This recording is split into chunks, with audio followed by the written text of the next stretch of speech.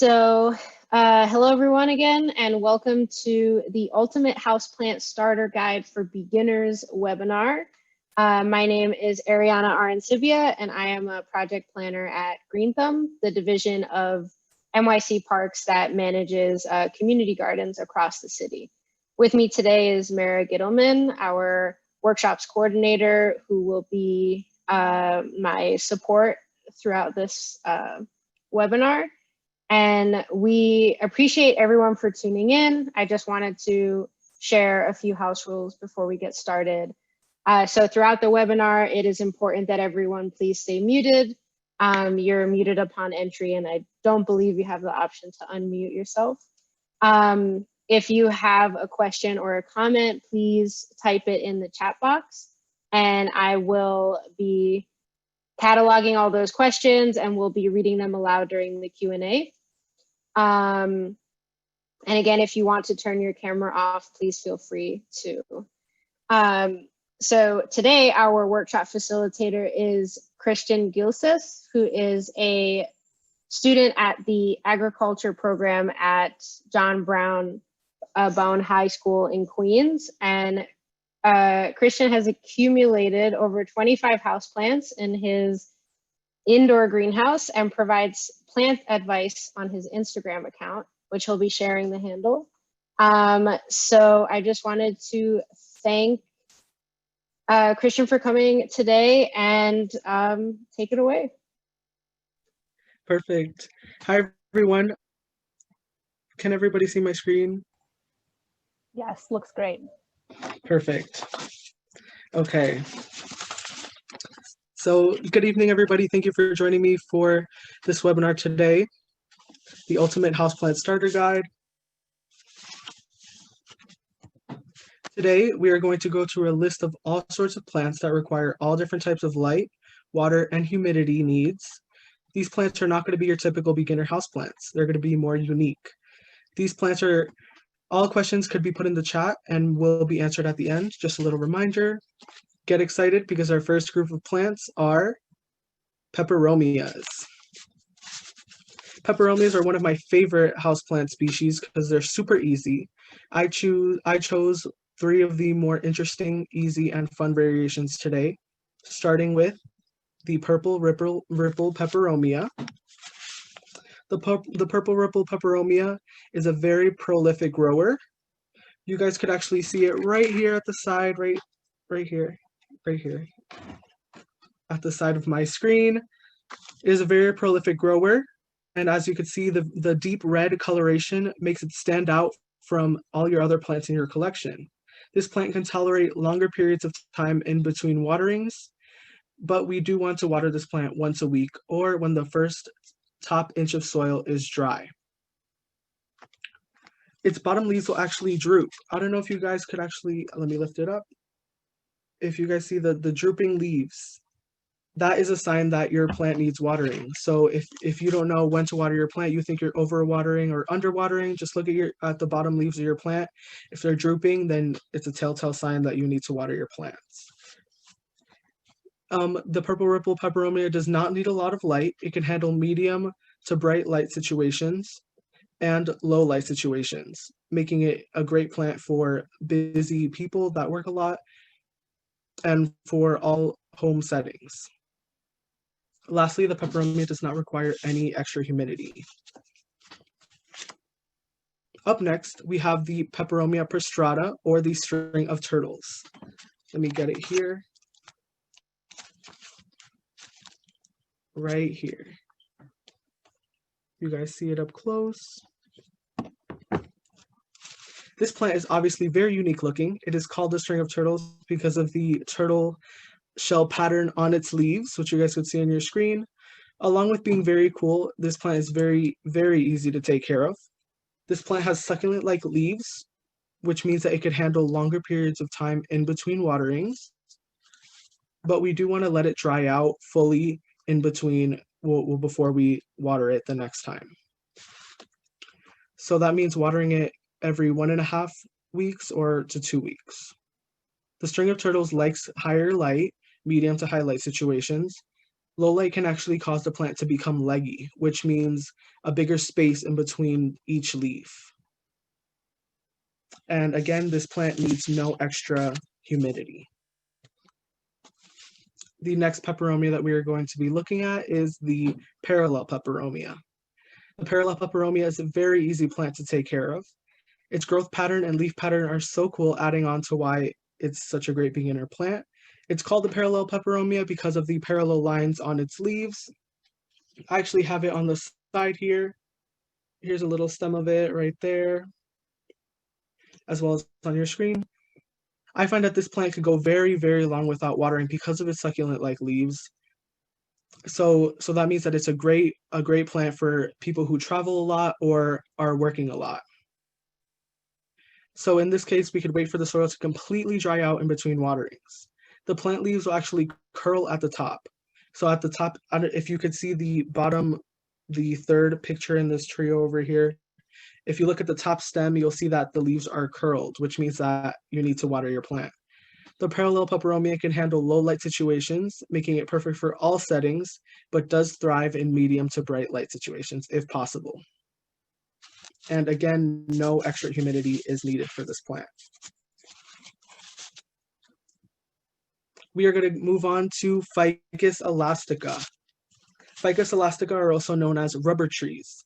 When you cut the stem open, or if you accidentally break a stem ever, you're going to see a white liquid coming out of the stem. This is in fact liquid latex or rubber. This plant makes a great conversation starter, as well as being very easy and very beautiful for your plant collection. The ficus that we are going to be looking at are the Ficus burgundy and Ficus ruby. Both of these ficus have the same care and needs. The Ficus ruby is the variegated plant or multicolored plant all the way to your left. Also showing it right here. You see that variegation, this new leaf right here, very red, you could see that variegation better up close. And then we have the burgundy peperomia, which is on your upper right of the trio of pictures, or here. You could see how deep green it is in comparison to your lighter green plants that we're going to look on later. So the rubber tree has a thick stem that supports the plant, much like a tree, which means that it could go very long without watering, making it a very easy plant for a forgetful gardener. We do want to water these plants thoroughly once every 2 weeks, though, when possible, for optimal growth. So depending on your pot size, you see here I have a very big pot. You guys could water when the top 1 to 5 inches of soil is dry. So I would wait till the top 3 inches of soil is dry in my pot. And the leaves will actually curl at the top as well, meaning that you need to water your plant. The plant does great in medium light situations. Bright light could actually scorch the leaves and bleach them, meaning that it'll get sunburnt essentially, and the leaves will lose their color. Low light could actually also cause your plant to become leggy, which means very long pieces of stem in between each leaf, which is not so attractive. We want a full, nice, bushy plant. And lastly, the Ficus Elastica do not require any extra humidity. The next plant group we're going to look at are Philodendron. Philodendrons are arguably one of the easiest plants to take care of ever. They grow profusely and come in many varieties. It seems like they grow a new leaf every single day. It's crazy. Philodendrons are extremely satisfying because they are so forgiving to all conditions, making them a great beginner plant. The philodendron that we're going to be looking at today are the Philodendron Brazil, which has a fun pattern variegation on its leaves that set it apart from your other plants. So I have it right next to me. You could see up close the variegation, very interesting. It has 3 different types of green on its leaves, and also the heartleaf philodendron, which I also have here for you guys today. You guys can see this leaf right here, the heartleaf shape, also on your screen at the upper right. So the heartleaf philodendron gets its name because of its heartleaf shapes. Both plants do need to be watered once a week, or when the top 1 inch of soil is dry. Bottom leaves will start to yellow and fall off. if left dry for extended periods of time, meaning that this plant is very, very good for the more involved and eager houseplant learner, beginner, because they're always going to be there to water their plants. Philodendrons thrive in full indirect light. They love light. Low light situations could cause them to become stringy and very, very leggy. As you see here, these plants are very full because they're kept in medium to bright light.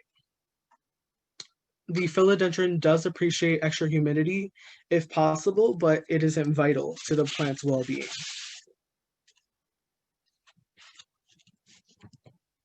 The next group of plants that we're going to be talking about are the nematanthus. The variation that we're going to be talking about today is called the goldfish plant. The goldfish plant gets its name from its bloom shape. This plant blooms every spring and summer with small orange fish-shaped blooms. The goldfish plant is definitely a big conversation starter and would be a main highlight in your collection. Who doesn't want these blooms in their collection? I know I do. When your plant grows up into a big, full, bushy-like plant, as you see here, then you're going to have little white goldfish-like blooms covering your whole plant. Not only is the goldfish plant super cool, it's very, very easy to take care of, and not a lot of people know about it. The goldfish plant has lots of woody stems, also meaning that it could go long without watering. So you should water when the top 2 inches of soil is dry. Let me pull out my plant over here. So mine is small right now.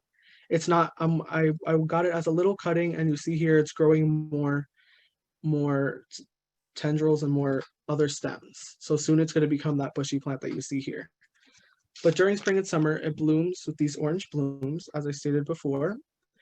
So water when the top 2 inches of soil is dry, again, depending on your pot. So my small pot over here, you have to gauge it. So if you have a big pot like the Ficus Elastica that I showed before, you would want to water when the top 3 inches or 5 inches of soil is dry.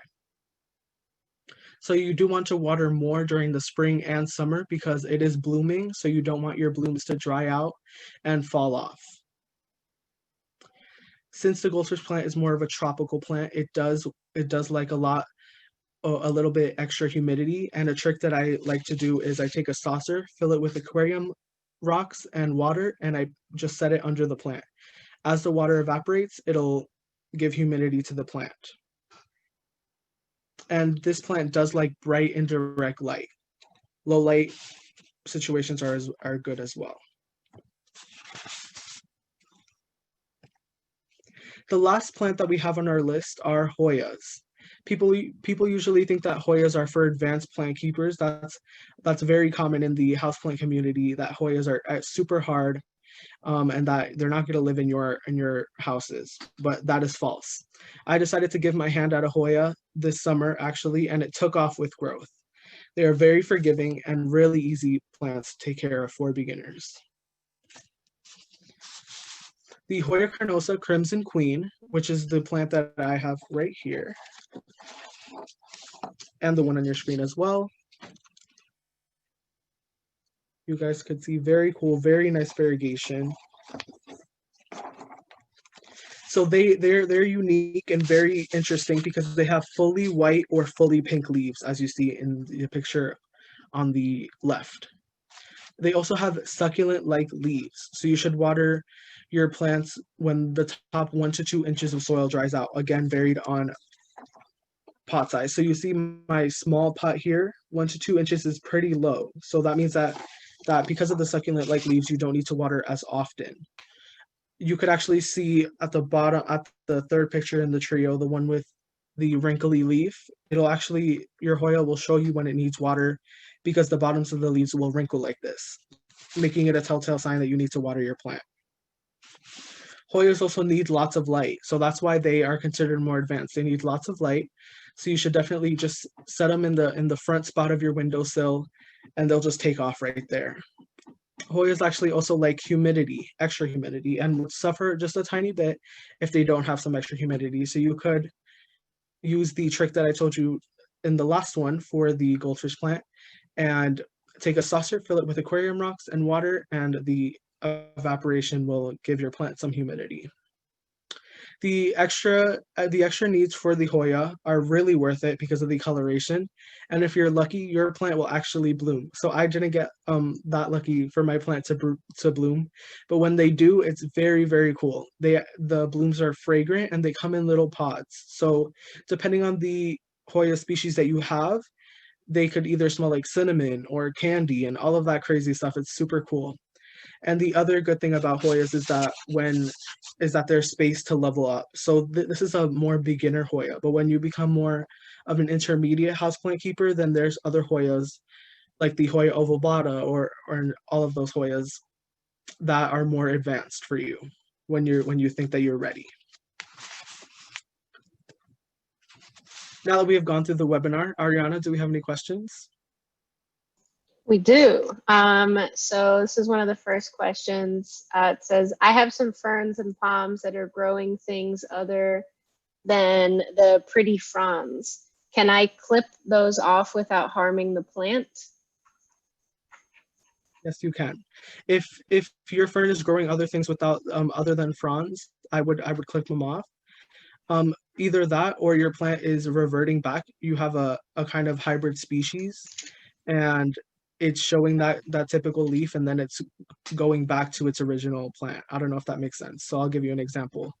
The Monstera deliciosa, which is that typical tropical plant that we all see, the variegated type, which comes in fully white or pink, the leaves will actually start reverting back to just green after you kept it for a little while.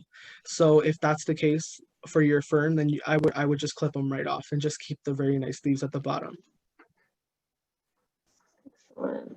Excellent. Next question, does low light equal leggy hold for all houseplants, or is that unique to the Peperomia? It's unique to the Peperomias, yeah. Well, I also talked about philodendrons being leggy and low light, and like the Philodendron Brazil and the Hoyas and the parallel Peperomias. Yeah, so not every plant will become leggy and low light. Some actually prefer low light rather than higher light. So it's more of a unique individual plant thing.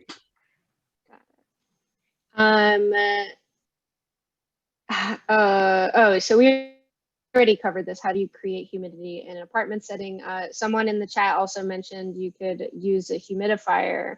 Maybe do you have any recommendations on humidifiers and how to use them? Yes, so I would definitely say invest in a good humidifier. I fell for the trap of buying those little humidifiers on Amazon and they would just die after a week or two. So I invested in a better one in my indoor greenhouse right to the right of me, and it definitely works out because you could change settings on whatever you need, and you'll notice that when all of your plants are in that really humidity loving environment, then you're going to see optimal growth, but it's not necessary for all plants. Right. Next question. My philodendron seems happy and healthy, but when I get up close, it looks like there are little sad shriveled stuff. Is this just unused climbers or creepers since it's a trellis, or is it a sign that I'm doing something wrong? I would say check watering. If you're maybe watering too much, if the soil is always soggy and it drips if you pick it up, then that's a typical sign that you're overwatering. Maybe you're underwatering. If you pick up your pot and it's always super light compared to when you water, then that's how you know you're underwatering for a very long time. I would also say humidity sometimes, depending on your philodendron. I don't know what philodendron you have, but there's lots of more advanced philodendrons out there, and it could be low humidity. So I would just say use the trick that I give you about the saucer, aquarium rocks, and water. Just set it under your plant and see if you get a difference. Let's see. What's the difference between direct and indirect light? Indirect light is when you have light and the sun rays aren't directly hitting your plant's leaves. So direct light is if you set your plant in front of a window and all the sun rays are directly hitting your plant. So, and the other difference is that direct light will burn your plant's leaves and indirect light will not. So you could create indirect light by having a sheer curtain, or just if you see that your sun comes in a certain way, you could set your plant right next to the sun rays. I don't know if that makes sense.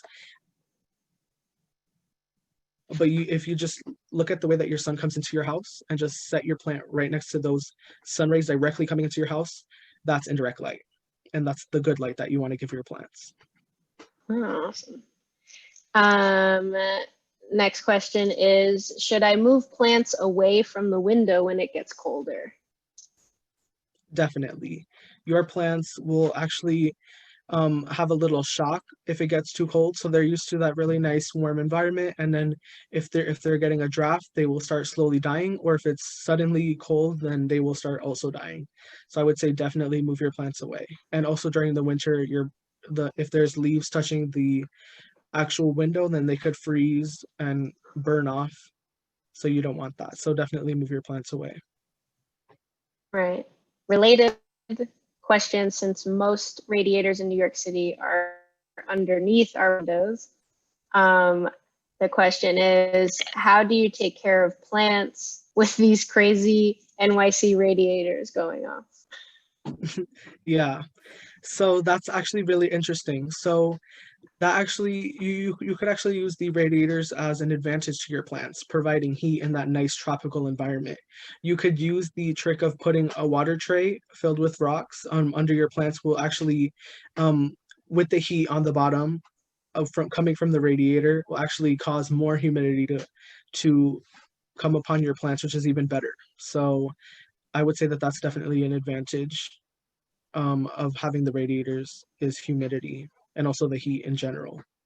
But definitely no, if you have like a very long stem plant like the philodendrons that are trailing, I wouldn't say like let them touch the radiator, because then your leaves will burn. Right. And someone had kind of a little bit more of a specific question about, is there a specific distance that your plants should be away from the window during, I guess, specifically during the winter? I would say about 3 to 5 inches. It depends. If you just use your hand and feel like 5 inches away, and if you feel cold, then that's too close to your window. Got it. Makes sense. Let's see here. Are the plants that you spoke of today, are they safe for cats? That's a really good question. So these plants are not safe for cats. Yes, they are not safe for pets. So that's something that's also that you need to keep in mind if you have pets. I don't have to worry about that because I have them in my indoor greenhouse. Or if you have them higher up on a shelf, that would help too, to keep them away from your cats. If you have saucers or water trays around them or under them, then that would also prevent cats from chewing on them or doing any of that stuff or ingesting them. But peperomias are very bad for your cat. So I would say other choices like maybe philodendron, which are not so prolific. Excellent. We had a question about how do a two-part question. First part is, how do you propagate a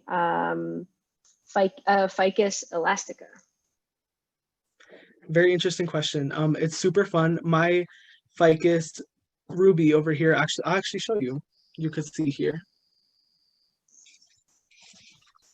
You could see here these, let me move the leaves out of the way. That stem right here. Cristian, can you stop sharing your screen, and that way we can see your video a little bit larger? Oh yeah, sorry, yes, of course. Thank you. Okay. So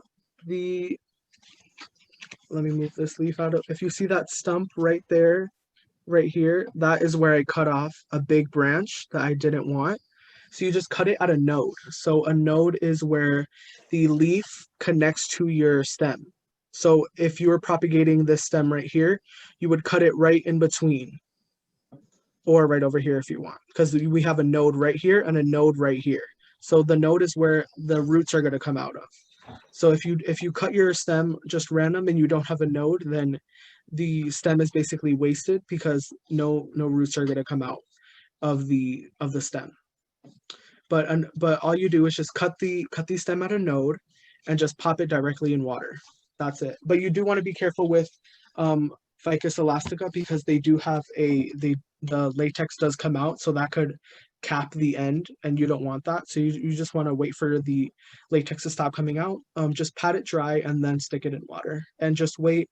So my cuttings took around a month to start showing roots, and then I potted it in soil. Awesome. Speaking of soil, we have a lot of questions about that. How often should soil be replaced or replenished? And ideally, what time of year? And what are some good organic fertilizers other than compost?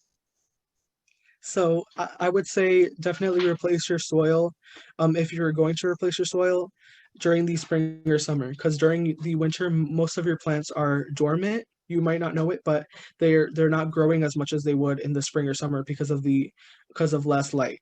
So repotting your plant soil or changing out your plant soil during the winter could shock it, which we do not want to do. So I would recommend changing your plant soil when you need to repot it. So when it gets bigger. So let's use an example, the Peperomia over here. I got it when it was like really small. It was like 1/8 the size of the size that it is now, and it grew super fast. So every time I repotted it, I changed the soil because it was growing really fast and it needed that nutrients. But if you have a really slow growing plant like the Hoya over here, you're not going to need to change its soil that much because it doesn't really need it.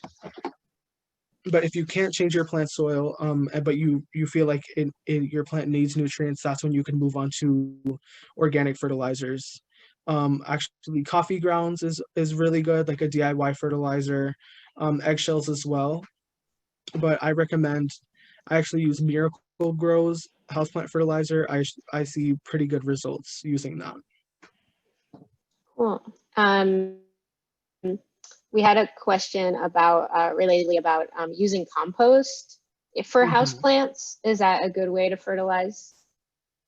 Yes, actually, funny story. I was volunteering at the Queen's Botanical Garden, and they were giving out compost that we were learning about. So they actually recommended to use it for your houseplants, and I gave it a try, and I saw significant results. So I would say yes, definitely use compost, but you want to use a little bit because compost is very high in nutrients. So and if you give your plant too much nutrients, it's also a shock and could kill your plant. So I would say a tablespoon for this pot size. So this is a 4-inch. So a tablespoon per 4 inches of soil of pot. Cool, awesome. We have someone that would like you to speak on snake plants. If you have any advice about them. Yes, snake plants are super easy. They have really thick leaves. Or the snake plant, I have my snake plant right here, right next to me. This is the type so if I don't know if you guys could tell, the leaves are very thick, which means that it doesn't need to be watered a lot. If you overwater, that's in a really easy way to kill your snake plant really fast. They're actually known as everybody knows snake plants that you can't kill them ever. They're unkillable. So a great plant to start out with if you're known for killing houseplants, you could start off with a snake plant. Don't need a lot of water, do not need a lot of light at all. Like they require the least light out of any plant. But if you put them in bright to medium light situations, they'll also appreciate it. But they can handle very low light situations, very low water, no humidity. They're great plants. Excellent. I believe we have time for one more question. That sound good? Yep. So this is one that's near and dear to my heart. How do you deal with fungus gnats? I've tried neem oil, hydrogen peroxide, but I can't get rid of them. Should I repot? Yeah, so I actually dealt with fungus knots for the longest time. They're very annoying to say the least. I did a full soil change and it got rid of them, but I also noticed that when I kept my plants wet for an extended period of time, if I was over watering a little bit, then they would come out. Then they would all be there. I would see fungus knots everywhere. So I did a full change and I scheduled my watering more farther apart to where my plants can handle it, of course, and it fixed the problem. Also, humidity. If I had my in my indoor greenhouse, I had my humidity really high all the time. So I just lowered it a little bit, and it also helped. Excellent. I misspoke, and we have until 6:30, so we have plenty of time for some more questions. This is a question about, I guess, some preferences that you have. So which is your personal favorite plant of all time? That's a great question. So I would have to say the purple ripple peperomia that I've shown.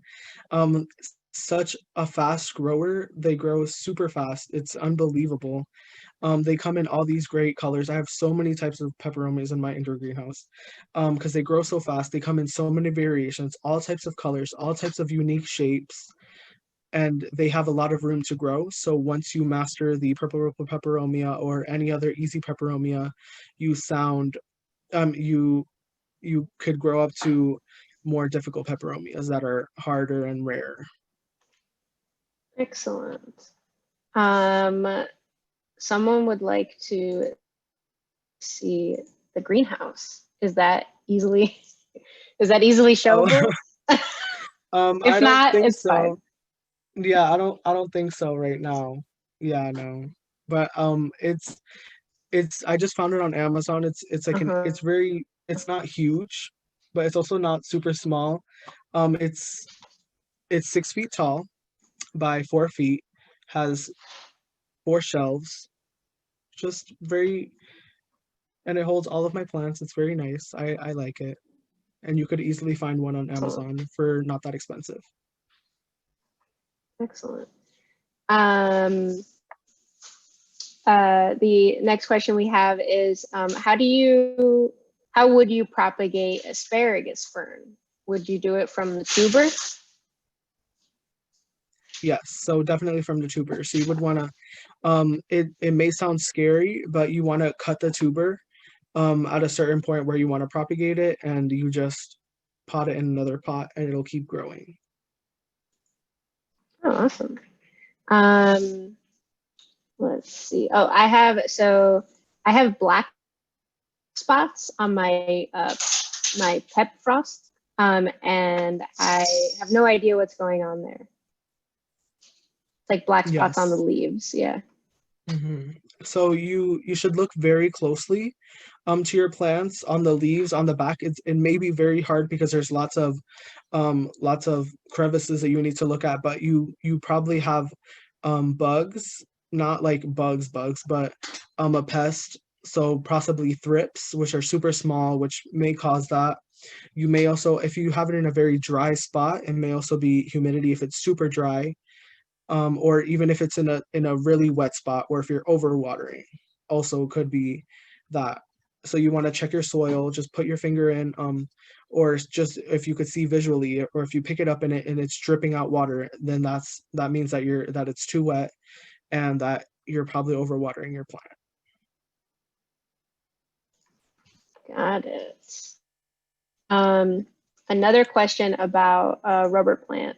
My rubber plant has very long stems, but not very thick stems. I was told I have to hold the stems with strings, and in the last month, it's been losing a lot of leaves. Do you have any suggestions?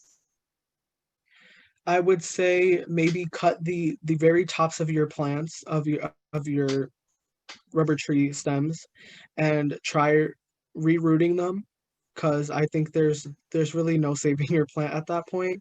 You're just gonna have to do like a, like a desperate measure and just cut the tops of the plants, put them in water, reroot them, and try again. Mm-hmm.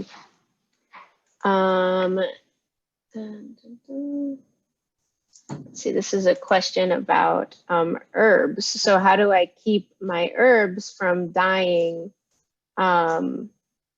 Like, I guess the question is because they're using them, kind of like in a counter garden.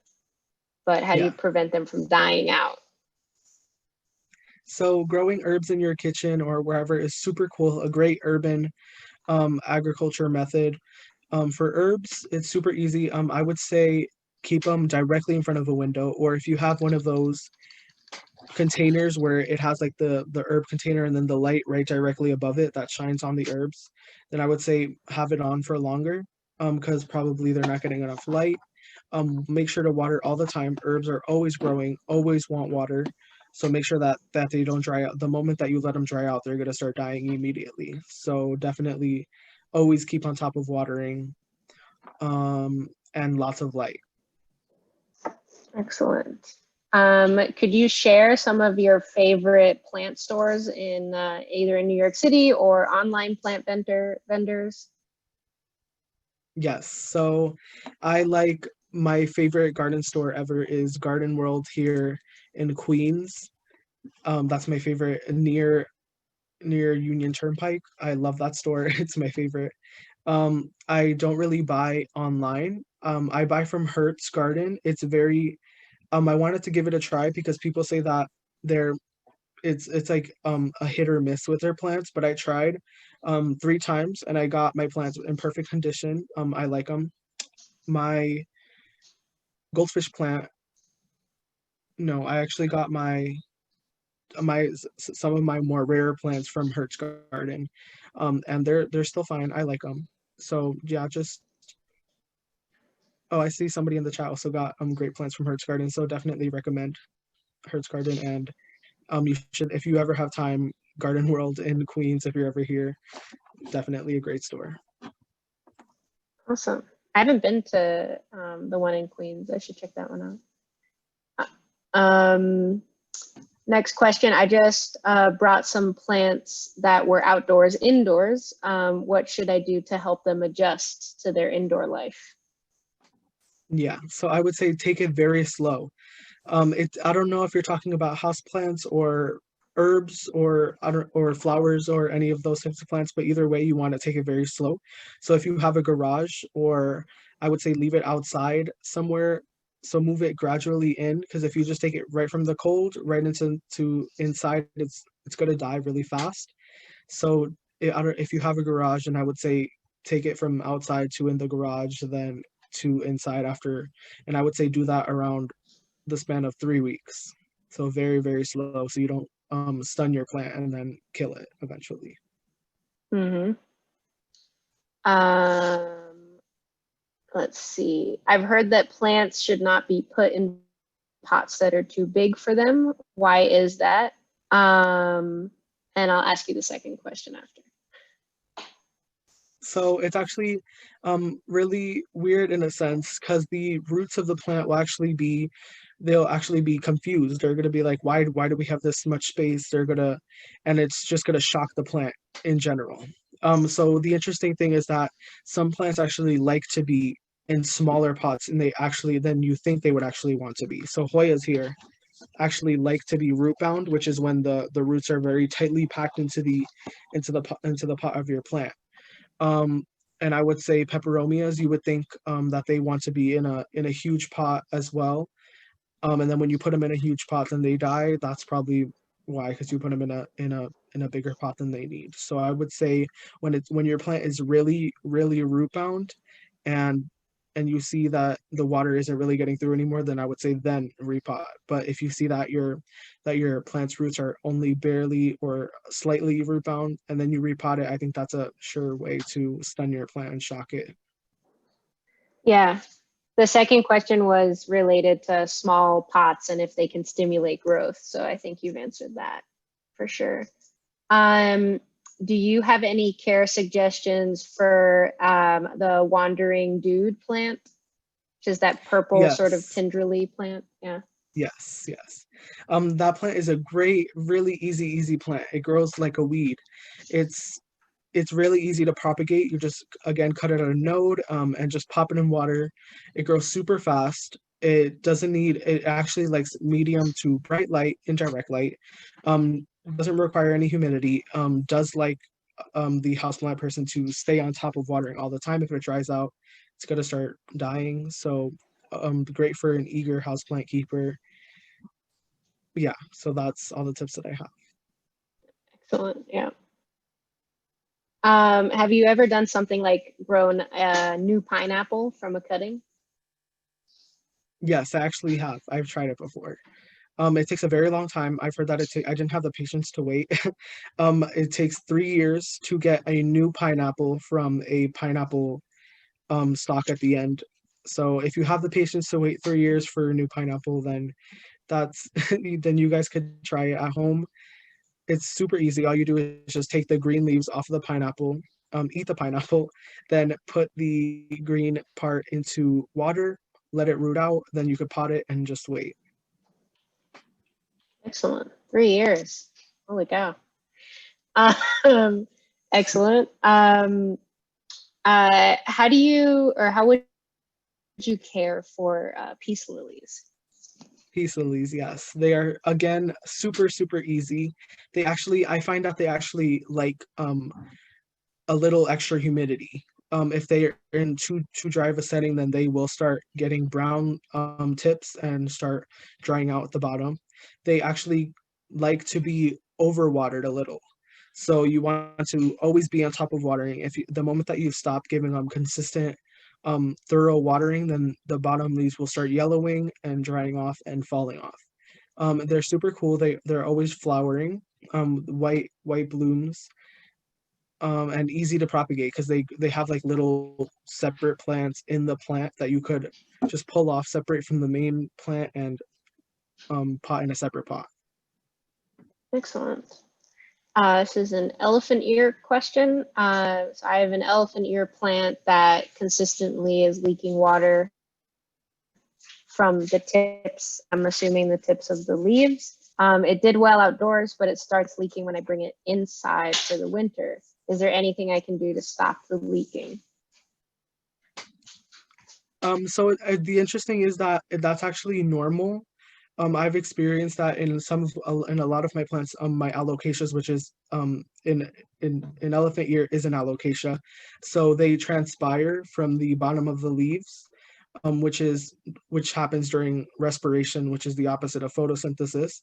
So if you're probably experiencing that mostly during the winter, because I mean during the mornings, and you're just noticing more in the winter because you have them inside. So it's normal. I don't think there's anything that you could do to stop the leaking, unfortunately, but definitely keep on with the watering. I don't suggest underwatering because you don't want the leaking. Right. Excellent. Let's see. How do you make sure you're not overwatering? And have you ever used a sub-irrigated planter for your houseplants? Yes. I'm sorry, can you repeat the question again? I'm sorry. Sure, yeah. So how do you make sure you're not overwatering? Okay. And then I'll ask the second question after. So as I stated before, if you pick up your pot and it feels super heavy, if you have a terracotta pot and it's always wet, so sometimes if you're overwatering in a terracotta pot, you actually notice mold at the side of the pot because it's always wet. So if you pick it up and it's super heavy and it's dripping as well because it has too much water, then you'll know. Also, if you start getting gnats, you're probably overwatering. And yeah, bottom leaves will also start falling off. So if you don't see that your plant is constantly dry, then you know that you're overwatering. So the opposite. Excellent. Let's see here. So we talked about fertilizing, but maybe we can just touch on that again. So that is really just, again, in the spring and in the summer is when we want to fertilize, or should we do that more on a regular basis? Yes, so you do want to, in spring and summer, you want to fertilize every 2 to 3 weeks. During winter, you want to almost completely stop. So you want to do it once every 2 months, if you have to, for your plant, or just completely stop because your plant is dormant. It's not growing as much, so it doesn't need that extra nutrients to grow more leaves or grow vigorously as it does in spring and summer. So definitely less in winter because it can shock and you'll actually give extra, like, more nutrients than your plant needs, which will also shock it. Oh, this is good to know. I've definitely fertilized in the winter before. um, do, do you have any suggestions for plants that love humidity but not too much light, like for a bathroom that gets steamy from showers? Yes, so I would suggest pothos. So if you have a regular marble queen pothos and you want to try something different, there's so many types of pothos.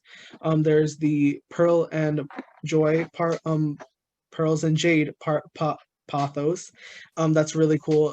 More interesting, more unique, a little more rare. In garden centers. So you could try that. Definitely pothos. They love humidity. They thrive in a tropical setting and also very low on the light requirements. Awesome. Let's see. Who are some folks that you follow on Instagram that are like houseplant people? I would say Plantarina. She is definitely, I think we all know Plantarina here.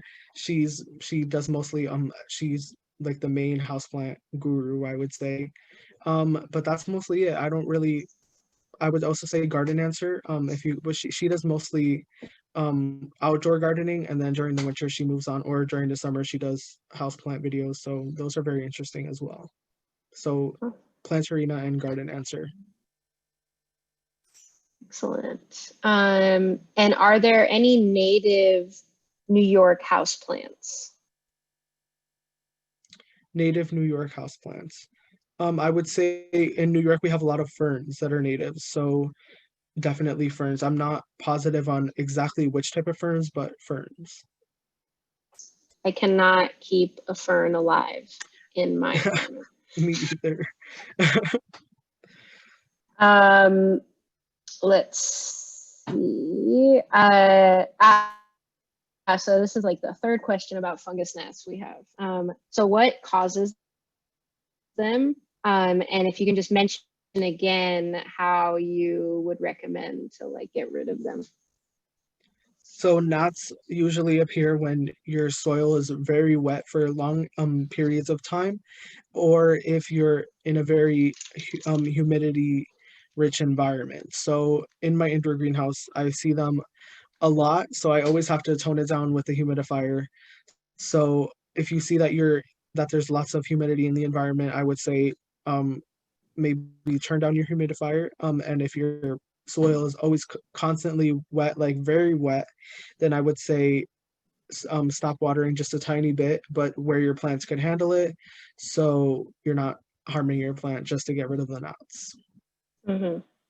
Relatedly, which is a question that I overlooked before, is have you ever used sub-irrigated planters for your house plants? Yes, I have. Oh, No, go ahead. yes. Go ahead. I have. Peace lilies actually love those kinds of planters because they always have a supply of water and they love water. Um, but that's mostly, I've only tried it on peace lilies, but they could work for any plant. Super easy. Great if you work a lot or always traveling. You could just fill that little reservoir at the bottom and let your plant do the rest. Excellent. So I think that we've gone through all the questions. I am going to stop recording right now, and then once I'm done recording, I invite everyone to unmute